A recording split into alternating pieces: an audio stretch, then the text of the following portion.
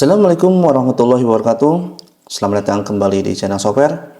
Di video kali ini kita akan mereview atau membahas tentang software ERP. Apa sih software ERP?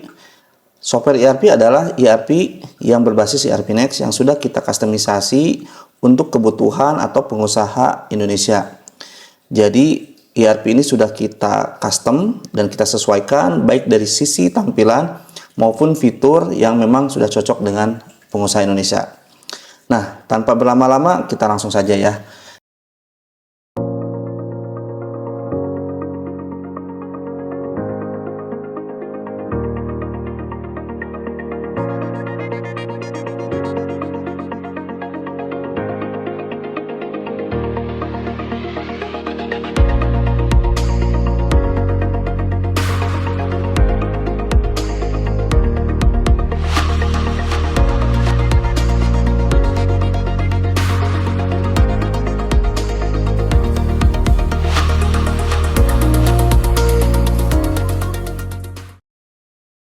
Nah, ini adalah tampilan utama dari software ERP itu sendiri. Ini tampilan loginnya ya. Kita akan masuk dulu untuk melakukan setup awal. Oke, baik. Di sini kita akan langsung saja kita input nama company-nya. Nah, di sini kita sudah bikin COA khusus ya, software version, di mana COA ini itu sudah kita standarkan dengan yang biasa dipakai di perusahaan-perusahaan Indonesia, sehingga teman-teman tidak perlu lagi melakukan pengubahan atau penambahan akun baru, walaupun tetap ya masih bisa dilakukan, tetapi ini kita udah siapkan semuanya, jadi teman-teman bisa langsung siap pakai gitu. Oke, dari sini kita tinggal complete setup dan kita tunggu hasil setupnya ya. Oke, ini adalah halaman utama ya, atau kalau kita masuk ke beranda, ini adalah tampilan awal dari software ini. Di sini sudah ada dashboard laporan laba rugi, saldo bank, tagihan yang perlu dibayar, dan tagihan yang perlu ditagih. Nah, ini karena memang masih kosong ya, jadi belum ada apa-apanya. Nah, di sebelah kiri ini adalah sidebar. Di sini sudah kita siapkan beberapa menu yang memang sering dipakai, seperti penjualan, pembelian, persediaan, akuntansi, produksi, aset, laporan, hingga daftar pengguna.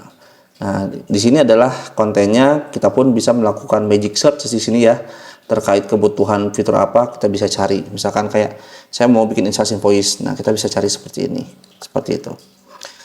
Oke, nah kita akan coba overview semuanya teman-teman ya. Kita bisa mulai mungkin berangkat dari pembelian di sini. Nah, kalau kita klik di sini, ini adalah daftar yang memang sering digunakan ya. Nanti terkait di sini apakah bisa di custom, diubah, itu sangat bisa sekali kita. Nanti kita akan tunjukkan. Nah, tapi untuk menu atau fitur lainnya, sebenarnya teman-teman tinggal klik aja di sini pembelian. Nah, di sini semua fitur terkait purchasing itu ada di sini. Tapi kalau teman-teman punya fitur-fitur yang sering digunakan, itu teman-teman bisa simpan di sini. Seperti itu. Oke, kita klik overview pembelian. Nah, di sini untuk melihat dashboard terkait ringkasan pembelian. Ini karena datanya masih kosong, jadi ya masih belum bisa kita analis ya. Nanti kita coba untuk melakukan input. Lalu di sini ada order pembelian, ada proses receipt atau penerimaan barang, kemudian di sini ada faktur pembelian, dan kemudian di sini ada daftar pemasok atau daftar supplier. Untuk setting pengembalian ada di sini juga gitu. Jadi ini adalah menu-menu yang sering digunakan. Kalau misalkan teman-teman perlu ada custom menu di sebelah kiri, itu bisa digunakan. Contoh misalkan di bagian akuntansi, kebetulan di sini belum saya masukkan expense entry. Nah, kita akan masukkan. Caranya gimana? Teman-teman bisa cari namanya software time menu. Nah, kita lihat sebagai review, kita cek akuntansi misalkan. Nah, misalkan kita pakai journal entry dulu di sini, kita edit, kemudian kita duplicate biar cepat ya. Oke, namanya misalkan pengeluaran, terus kemudian ininya adalah expense entry. Oke, ininya urutannya ke 55, simpan. Dah, setelah itu kita refresh. Nah, kalau kita cek di sini, nah nanti akan ada menu baru pengeluaran. Kita klik, maka dia akan masuk ke expense entry. Seperti itu teman-teman ya. Oke, kita balik lagi ke pembelian ya. Di sini kita akan coba melakukan pembelian, faktur pembelian. Misalkan teman-teman yang usahanya retail misalkan ya, kita asumsikan.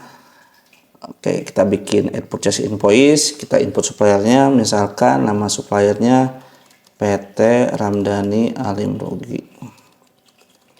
Oke, simpan. Kemudian kita cek ke update stock supaya invoice ini langsung menerima barang. Kemudian kita akan simpan di gudang store. Nah, gudang ini nanti kita bisa custom juga ya, maksudnya bisa kita tambah kurang. Oke, kita buat itemnya juga, misalkan nama itemnya Indomie produk unit. Ini satuan pun bisa kita tambahkan juga ya. Kita cek list maintenance stoknya, simpan. Kemudian kita beli misalkan 100 unit dengan harga satuannya 2.900. Oke. Nah, untuk pajak sendiri kita udah siapkan juga ya. Misalkan teman-teman membeli di supplier yang memang ada pajaknya, itu bisa diaktifkan di sini. Kalau ada pajaknya, atau misalkan teman-teman memang sudah PKP terus kemudian pengen catat PPN-nya, nah itu bisa pakai ini. Tapi kalau nggak apa-apa, kita matikan aja. Oke, kita hapus ya, kita simpan. Oke, biarkan saja, kita submit. Yes. Nah, ini sudah jadi invoice ya, tapi ini belum dibayar dan stoknya udah masuk. Nah, dari sini sebenarnya teman-teman sudah bisa melihat hutang. Kalau kita masuk ke akuntansi di sini ya, ada daftar hutang. Nah, kita udah punya hutang nih ke supplier ini sebanyak 290.000 gitu ya, outstanding 290.000. Kalau kita mau cek summary bisa klik di sini. Nah, kebetulan karena cuma ada satu ya, hanya satu aja yang muncul. Nah, stok pun sebenarnya udah masuk ya, karena kita tadi udah checklist stok. Jadi kalau kita masuk ke persediaan, oke, di sini kita belum masukkan laporan persediaan ya, tapi tenang aja, nanti kita bisa keluarkan. Kita coba klik overview persediaan. Nah, ini adalah barang secara valuation rate itu udah masuk ya, senilai 290.000. Gudangnya ada 5. Kalau kita klik, nah ini ada gudang yang tadi. Oke, nah kalau kita pengen lihat laporannya, kita masuk ke persediaan di sini. Nah, nanti teman-teman cari namanya stock balance. Nah, ini. Kalau teman-teman mau masukin supaya stock balance ini ke sini, itu sangat gampang sekali ya. Teman-teman tinggal klik aja stock balance, nanti link yang di atas ini tinggal dikopikan saja. Caranya hampir sama gitu. Nah, ini belum muncul karena kita belum generate new report. Kita klik dulu. Kita tunggu. Ya, kita refresh. Nah, seperti ini ya. Indomie produk di gudang store satuan unit sebanyak 100 dengan balance value itu 290.000 atau dengan satuan nilainya itu 2.900 rupiah per unitnya itu. Nanti kalau misalkan teman-teman punya model perhitungan LIFO atau average itu di sini sudah tersedia ya, jadi bisa di-adjust. Oke, baik, itu ya terkait hutang juga udah, pembelian udah. Kita coba lakukan pembayaran. Kita masuk ke faktur pembelian, kita klik di sini, kemudian kita lakukan create payment. Oke, kita masukkan anggap bayar cash. Nah, kita turun ke bawah, ini adalah uang yang akan dikeluarkan ya, 290.000, dan ini ada invoice yang akan dibayarkan. Oke, kalau sudah kita cukup simpan, kemudian submit. Yes. Nah, maka kalau kita cek ke faktur pembelian di sini, maka statusnya adalah paid atau udah lunas. Oke. Kalau kita kembali ke daftar hutang, harusnya ini udah kosong ya, nggak ada, karena terbayarkan.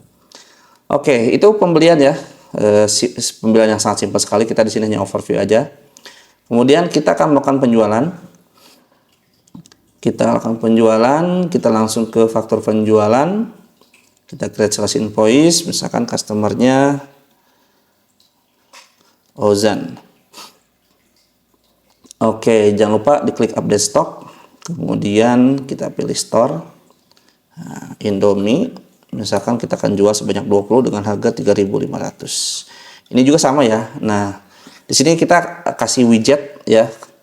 Widget gentutan ini memudahkan supaya bagian admin bisa memastikan harganya itu berapa, karena kalau totalnya itu dia scroll ke bawah nih. Nah, tapi kita bikin khusus widget di sini supaya terlihat bahwa invoice ini itu bernilai 70.000.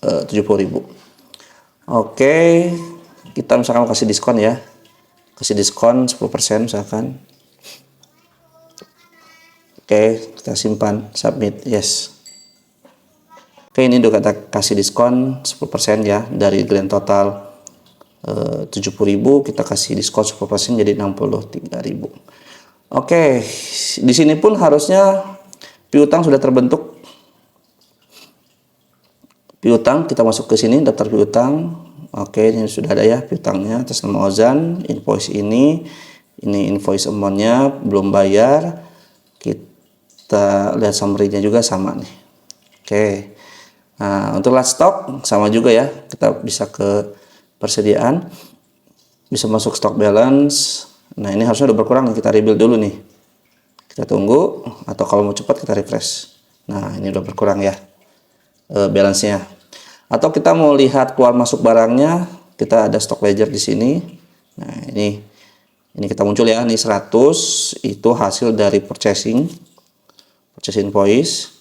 Kemudian penjualan untuk berkurang 20 itu dari sales invoice. Oke, kita akan lanjut ke pembayaran dari penjualan. Nah, dari sini sebetulnya sih bisa dari sini langsung ya, atau mode pembayaran langsung boleh. Apa-apa, kita dari sini aja dulu. Kita payment kan. Terus kemudian kita pilih cash. Kemudian kita simpan, submit. Nah, sudah ya, harusnya nih faktur penjualan sudah terbayarkan. Oke. Nah, sebetulnya dari sini itu laporan laba rugi sudah kebentuk ya, teman-teman. Jadi, teman-teman sudah nggak perlu lagi input jurnal laba rugi dan sebagainya. HPP itu udah otomatis kebuat. Jadi, teman-teman tinggal masuk aja ke akuntansi di sini. Oke, di sini kita coba lihat laporan laba rugi ya. Nah, ini sama ya, nanti teman-teman bisa buka sendiri. Oke, di sini profit and loss-nya ini secara grafik full ya. Jadi income-nya 63.000. Nah, expense di sini adalah expense HPP ya, karena HPP-nya di kode 5, sedangkan income di kode 4, sehingga profitnya itu adalah sebesar 5.000. Nah, seperti ini.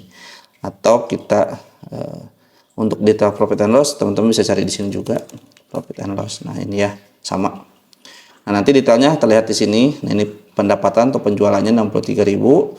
Kemudian di HPP-nya 58.000. Nah, HPP ini dari mana? Nah, sebetulnya ketika kita melakukan penjualan, dia ngambil dari valuation rate. Jadi waktu kita bikin sales invoice update stock, dia ngitung berapa sih valuation rate-nya itu. Sehingga bisa keluar HPP-nya. Sehingga penjualan dikurangi HPP, profitnya itu adalah 5.000. Seperti ini teman-teman, gitu ya.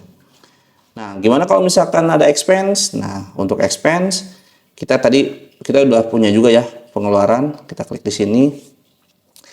Biar angkanya agak enakan, bolehlah kita tambahkan atau nggak apa-apa. Kita buat expense dulu. Kita misalkan bayar listrik ke PLN. Ininya cash. Ininya bebas aja ya. Kita bikin expense label, misalkan ini adalah PLN. Oke, kita setting dulu nih akun cuaknya, cari PLN atau listrik mungkin. Nah, listrik kita simpan. Oke, di sini udah otomatis ya. Jadi expense PLN ke akun akun beban dengan nama listrik. Kita kasih remark misalkan Desember 2025. Bayar listrik misalkan 150.000. Nah, seperti ini. Kita simpan, kemudian kita submit. Oke, ini kita kelewat cost center-nya. Oke, simpan, submit. Nah, seperti itu ya. Nah, kalau kita balik lagi ke profit and loss.